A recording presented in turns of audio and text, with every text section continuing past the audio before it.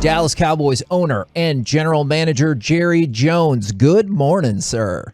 Good morning, Kevin, Corey. Great to be on with you, and can't tell you how pretty this morning looks, knowing that a little less than a week from now we're going to be lining up.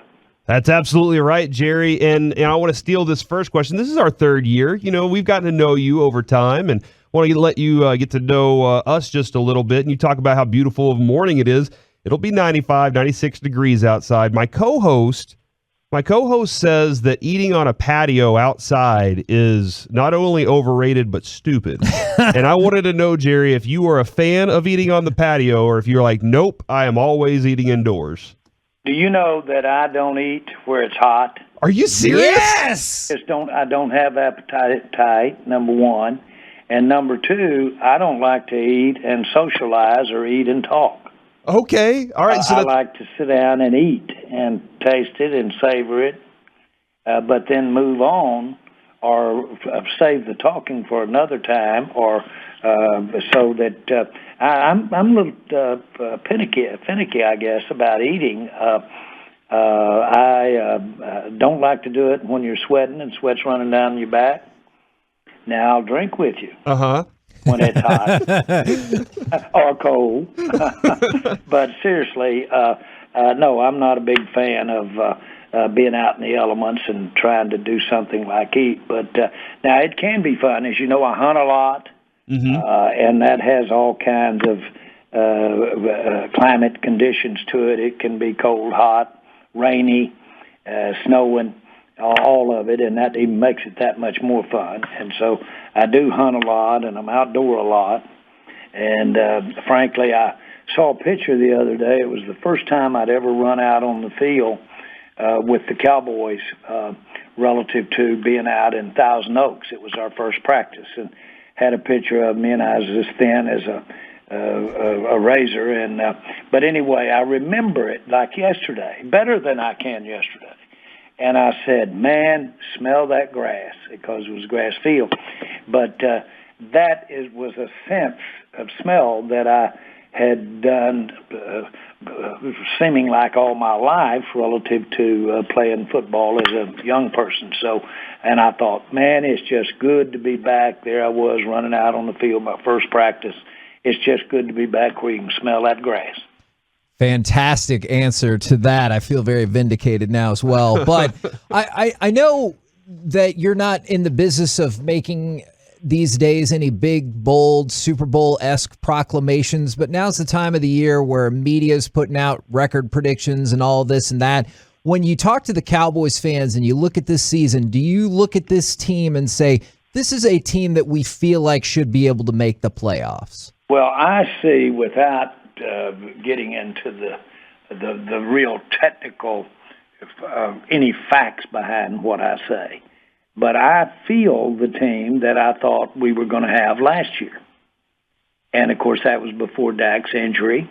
That was euphoria for me over having Mike as our coach, not necessarily appreciative of what lack of our practice, COVID, all of that, how it was going to impact the actual team, and certainly not anticipating the injuries, and certainly not anticipating the breakdown that we had in defense.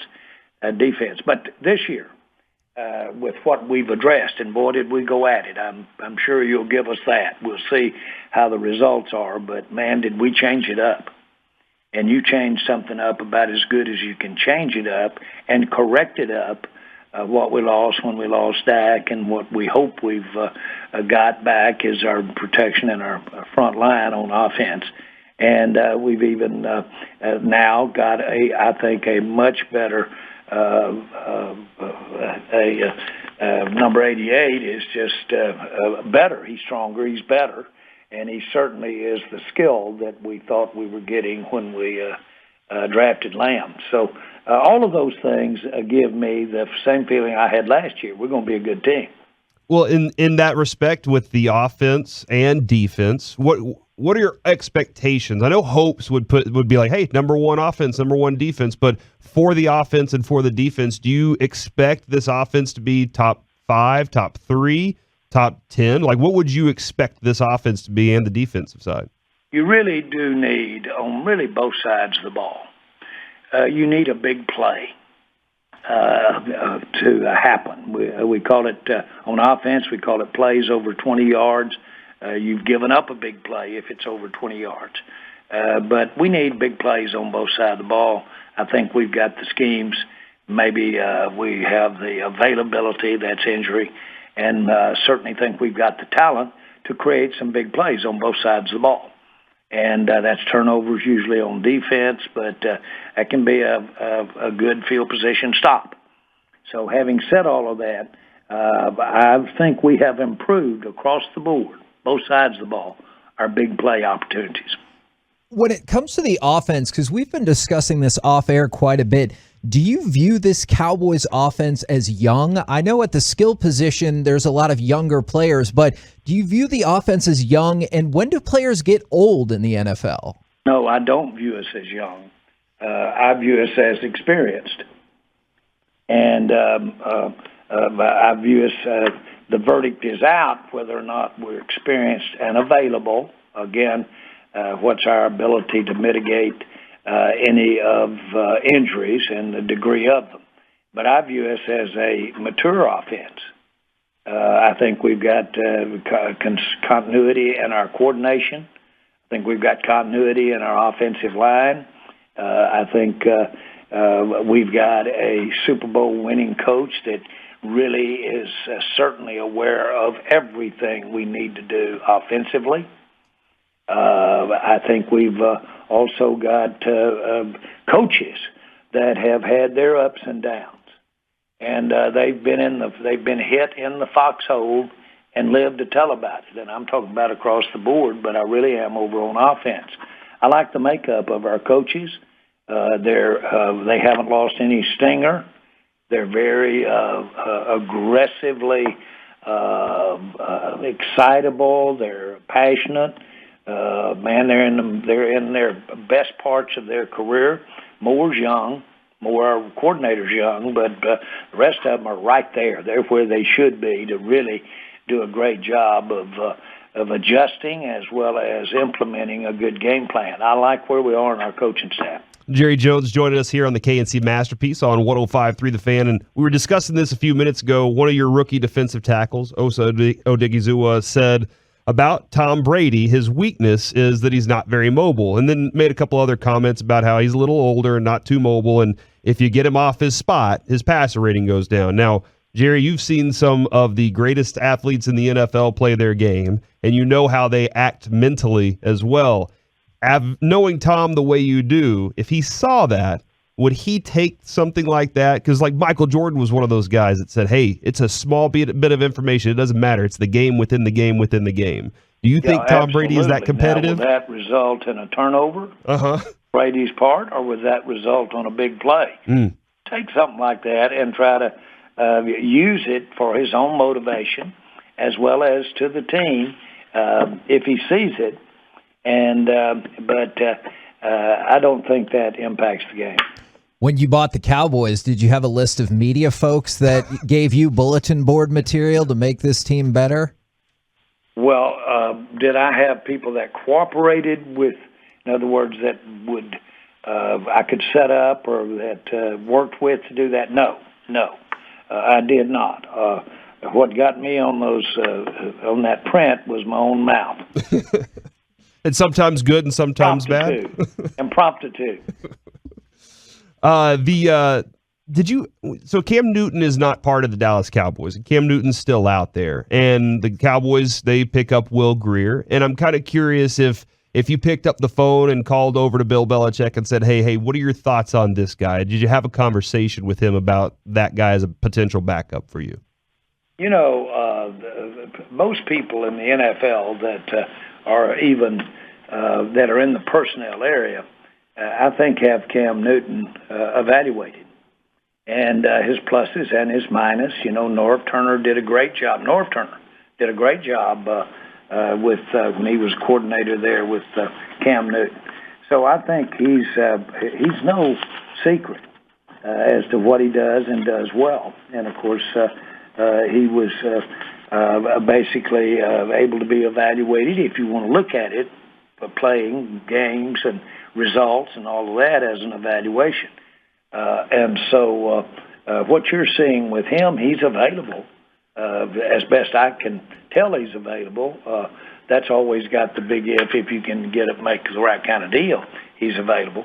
But the point is that in this particular case, now it's another thing with Will Greer, or it's another thing with some of the guys that don't have the play time or haven't been as readily haven't had as much experience. But Cam Newton's not playing because everybody's evaluated it and they're making a decision. He may be on a roster though as I'm speaking, but we were very, very easy to evaluate Cam. Now, I always love getting your perspective on outside NFL issues, since I know you're focused on the Cowboys, but there's a lot of other things going on in the league. And in Buffalo, I know they're working on trying to get a new stadium deal. Do you view Buffalo, or do you view all the NFL markets as teams that you want to stay in that city, or are there certain cities that you're like, they cannot lose their football team? Well, it's unique. It's just as Green Bay is unique relative to size, location. I'll never forget their owner. I was like 24. I was about 28. And the owner of the Buffalo Bills was downstairs in my office in Oklahoma City. And he was a founder of the AFL, and there he was, the owner. And, of course, at that time, my dream, I woke up having fantasies of somehow being involved in the NFL. At that time, the AFL. And I'd go sit around in lobbies when they'd have meetings just by chance to get to say hello to him and meet him. And so, the owner was downstairs, and he had his daughter with him, and he was looking at oil deals and looking at investing in oil deals in Oklahoma City. And so, I went down to meet him, and you would have thought that I was meeting, for me, Elvis Presley. Mm. So the bottom line is Buffalo has a special place. All those AFL teams have a special place, just as Green Bay does. And so to me, my wish would be to they work something out and stay there. It's easy if you step back and say, well, there are other areas that have more of this that it seems you would want if you were what? If you would want if you own the team. Well, the Pagulas are very deeply involved in Buffalo, and they're a great people and great story in this country. The Pagulas themselves are almost as big a story as the Bills. And how they have done what she has done. She's so involved, Kim is, so involved, and there she was literally at a period of time in her life. She's an orphan and on the streets and in a part of the world that most of us can never even think about. And well, there she is there, beautiful woman, and so involved in competitiveness and wants Buffalo to be something special. So they have, between her, Kim, and Terry, they have as fine an ownership situation for Buffalo or any city. And to me, they can expand and continue to get the interest they get from that great city, Toronto, that's 80 miles across the lake, and really have a great franchise. Jerry, we are less than a week away, and I know training camp gets you excited, and I know you're excited as you move forward. Each week's fun, but you're about to play the Super Bowl champions. Does that have any extra juice for you as you get closer to this week? And when does the peak of excitement go for you? From the minute I saw it, our chance to go play them, our chance to go play them, not come here, go play them, to go right where David slew the giant, and to go right there and open our season up away from home and the foreign country, and step down there and have the Cowboys go in there and get a chance to show good and come out with a victory. What an opportunity, and that's the way I look at it. That's the way I look at it. Unquestionably, we're underdogs. Unquestionably, they're the reigning world champ. First game they've played since winning it. They bring back, I think, and of course, this is a moving thing, but they bring back, as most starters of any team in the NFL, world champions. What if we could go in there and win? It'd be great.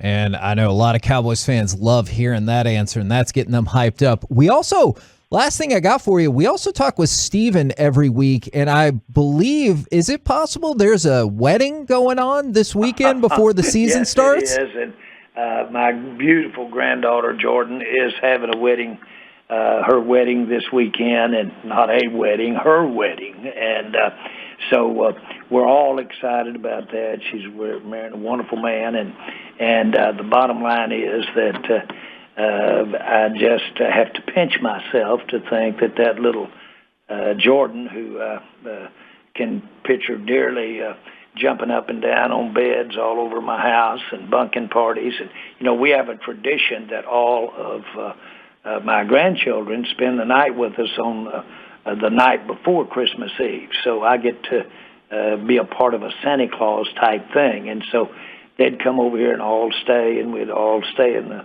rooms and bunk up and just have the best time. And that never goes away. I don't care if they're walking down the aisle. They grow up pretty fast, though, don't they? Well, and they're wonderful. By the way, you guys are still puppies. You really are. I'm not going to let the old man in, and y'all do like puppies do, and that is have a bright attitude and world's ahead of you. Well, thank you very much. We love talking with you every Friday. Have a blast at the wedding this weekend, and then have a blast Thursday night whipping those Tampa Bay Bucks. You bet, guys. It's great to be on with you.